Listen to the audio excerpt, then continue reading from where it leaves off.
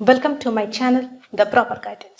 আমি Pamela ma'am আজকে তোমাদের কাছে নিয়ে এসেছি ক্লাস 10 কোষে দেখি 15.1 পেজ নাম্বার 209 এর কোয়েশ্চেন নাম্বার 4। দেখো, ও কেন্দ্রীয় বৃত্তের দুটি ব্যাসার্ধ ও এ এবং ও বি পরস্পরকে লম্বভাবে ছেদ করে বা পরস্পরের উপর লম্বভাবে অবস্থিত। এ ও বি বিন্দুতে অঙ্কিত স্পর্শকদ্বয় পরস্পরকে টি বিন্দুতে ছেদ করলে প্রমাণ করো যে এ বি ইকুয়ালস টু ও টি এবং তারা পরস্পরকে লম্বভাবে সমদ্বিখণ্ডিত করে। আচ্ছা, এই যে প্রদত্ত ব্যাপার মানে জিওমেট্রি কি করে লিখতে হয় সেটা তোমরা জানো। এখান থেকে এত পর্যন্ত হচ্ছে কি, এটা হচ্ছে প্রদত্ত।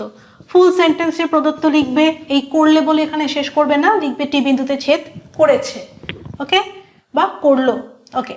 প্রমাণ করো যে, এই পার্টটার নাম হচ্ছে কি প্রামাণ্য। এই প্রমাণ করার জন্য আমাকে আলাদাভাবে কিচ্ছু এঁকে নিতে হয়নি, তাই যা ছবি আছে সেটাই যথেষ্ট। আমরা এরপরে করছি কি প্রমাণে চলে এসো। দেখো, ও বি লম্ব বিটি, কারণ কি ও বি হচ্ছে এই যে ও বি সেটা কিরকম, বিটিটা তো স্পর্শক, তাহলে এই স্পর্শ বিন্দুগামী ব্যাসার্ধ হচ্ছে ও বি। আমরা থিওরেম নাম্বার 40 থেকে শিখেছি যে কোনো যদি স্পর্শবিন্দুগামী ব্যাসার্ধ থাকে তাহলে সেই ব্যাসার্ধ স্পর্শকের ওপর লম্ব হয়। একই যুক্তি এই দিকের ব্যাসার্ধর ক্ষেত্রেও কাজে লাগবে, কারণ এ বিন্দুতে এটি হচ্ছে কি, এটি হচ্ছে স্পর্শক, আর ও এ হচ্ছে এ বিন্দুতে যে স্পর্শবিন্দুগামী একটা ব্যাসার্ধ, ওকে। তাহলে ও বি লম্ব বিটি এবং ও এ লম্ব এটি। দেখো, প্রত্যেকটা আমি 90 ডিগ্রি সিম্বল দিয়ে দিয়েছি। আর এ ও বি এটার ভ্যালু কিন্তু প্রথম থেকেই 90, কারণ আমাকে বলে দেওয়া আছে ও এ ও বি পরস্পর লম্বভাবে অবস্থিত। আচ্ছা, এই যে চতুর্ভুজ, একটা চতুর্ভুজের তিনটে অ্যাঙ্গেলই যদি 90 ডিগ্রি হয় তাহলে রইল পড়ে এটার ভ্যালু কত হবে, এটাও 90 ডিগ্রি হবে। কারণ কি, কারণ আমরা জানি কোনো একটা চতুর্ভুজের এই যে চারটে কোণের সমষ্টি 360 ডিগ্রি হতে হবে। সেক্ষেত্রে আমরা এখানে লিখছি যে সুতরাং A O B equals to O B T equals to O A T equals to 90 degree. সুতরাং angle A T B equals to 90 degree. Clear?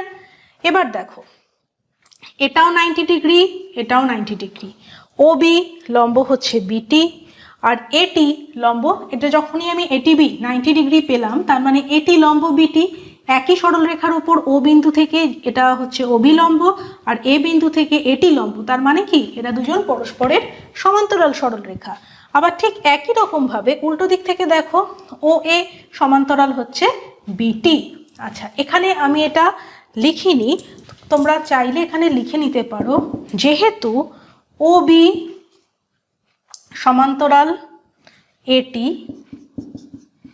এবং ও এ সমান্তরাল বিটি, এটা লিখলেও হয় না লিখলেও হয়। কেন হয় আমি বলে দিচ্ছি। আমরা জানি যে কোনো একটা চতুর্ভুজের বিপরীত কোণগুলো যদি পরস্পরের সমান হয় সেক্ষেত্রে চতুর্ভুজটি কিন্তু একটি সামান্তরিক হবে। এই ফর্মুলা কাজে লাগিয়ে আমি ডাইরেক্ট এখান থেকে যেটা আগে লিখেছিলাম সেটা কিন্তু বলতেই পারি ও বিটি এ একটি সামান্তরিক। আর যাদের বুঝতে অসুবিধা হবে তারা এই লাইনটা এক্সট্রা অ্যাড করে নেবে। কেন? কারণ দেখো, এটাও লম্ব এটাও লম্ব, তাহলে এটা সমান্তরাল সরলরেখা, এটা সমান্তরাল সরলরেখা, এটা একজোড়া বিপরীত বাহু পরস্পরের সমান্তরাল হলে চতুর্ভুজটি সামান্তরিক হবে। যার যেটা সুবিধা সে সেটা লিখবে। তাহলে ও বিটি এ একটি সামান্তরিক। এবার দেখো, সামান্তরিক তো হলো, আমরা কি জানি সামান্তরিকের বিপরীত বাহুগুলো পরস্পরের সমান হয়। সুতরাং ও এ ইকুয়ালস টু বিটি এবং ও বি ইকুয়ালস টু এটি, এটা আমরা লিখতেই পারি। এবার দেখো, ও এ সমান সমান ও বি, কারণ কি, কারণ হচ্ছে ও এ আর ও বি দুজনেই হচ্ছে ব্যাসার্ধ, তাহলে একই বৃত্তের ব্যাসার্ধ তো কখনো আলাদা হতে পারে না। তাহলে ও এ যদি ও বির সমান হয় তাহলে আমরা লিখতে পারি O A is equals to O B equals to B T equals to A T. তাহলে কোনো সামান্তরিকে যদি চারটে বাহু পরস্পরের সমান হয় এবং প্রতিটা কোণ যদি 90 ডিগ্রি হয় সেক্ষেত্রে সামান্তরিকটা একটি বিশেষ ধর্ম বিশিষ্ট সামান্তরিক। তাকে আমরা কি বলবো? তাকে বলবো বর্গক্ষেত্র। অর্থাৎ OBTA একটি বর্গক্ষেত্র। আর আমরা কি জানি, কোনো সামান্তরিকের কর্ণদ্বয় পরস্পরকে সমদ্বিখণ্ডিত করে, আর সেটা যদি বর্গক্ষেত্র হয় তারা পরস্পর কর্ণদ্বয় সমদ্বিখণ্ডিত করবেই, তার সাথে এই যে অ্যাঙ্গেল এটাও কিন্তু 90 ডিগ্রি হবে, অর্থাৎ পরস্পরকে লম্বভাবে সমদ্বিখণ্ডিত করবে। কারণ কি?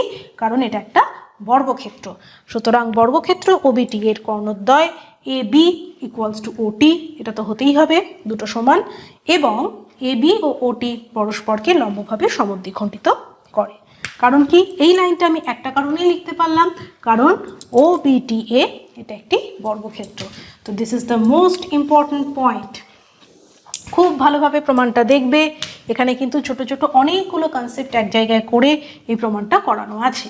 আর এই প্রমাণ করতে গিয়ে যদি দেখো যে কোথাও বুঝতে অসুবিধা হচ্ছে, আমাকে একটু কমেন্ট করে জানিও, আমি একটা ডাউট ক্লিয়ারেন্স ক্লাস তোমাদের জন্য দিয়ে দেবো।